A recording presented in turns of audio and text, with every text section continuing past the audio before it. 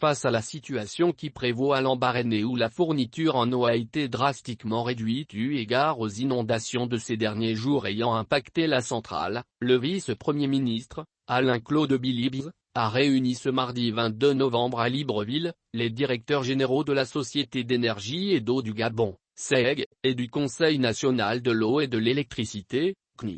Ils souhaitaient s'enquérir de la situation, mais surtout d'envisager les solutions pérennes pour apporter le précieux liquide à la population et les protéger face aux éventuels problèmes de santé.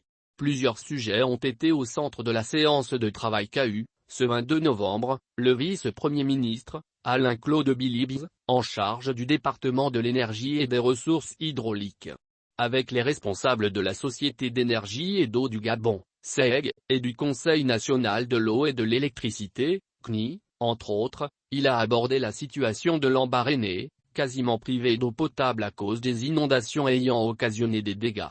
La vente d'eau dans les cubiténeurs par des tiers et les délestages récurrents dans les villes de Mouila, Lambaréné et Ouaïm. L'urgence étant le cas de la ville du Grand Blanc où l'eau ne coule plus en abondance, le vice-premier ministre a voulu en savoir davantage sur les solutions proposées par la SEG pour ne pas priver les populations de ce précieux liquide. L'accès à l'eau potable est devenu un problème à Lambaréné. Il ne faut pas qu'en plus de la difficulté liée à l'accès à leur maison il y ait des problèmes de santé liés à la consommation de l'eau non potable, a mis en garde Alain-Claude Bilibs.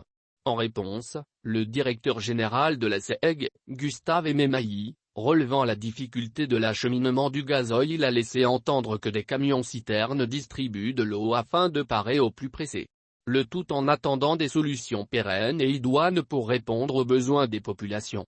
La SEG détenant jusqu'alors le monopole sur la distribution et la vente d'eau potable, la commercialisation de ce liquide par des tiers représente un danger pour les consommateurs et un manque à gagner pour l'entreprise.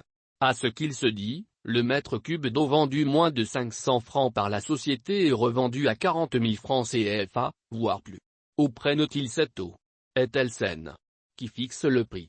Telles sont quelques questions auxquelles il faut absolument apporter des réponses.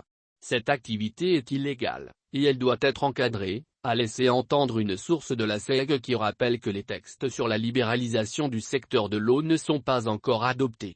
Toutefois, il reste que la SEG, qui a la délégation de services publics de l'eau et de l'électricité, doit trouver des mécanismes pour rapprocher l'eau des ménages et éviter qu'ils soient contraints d'en acheter dans les cubiténeurs dont on ignore parfois l'origine et le produit qu'ils contenaient.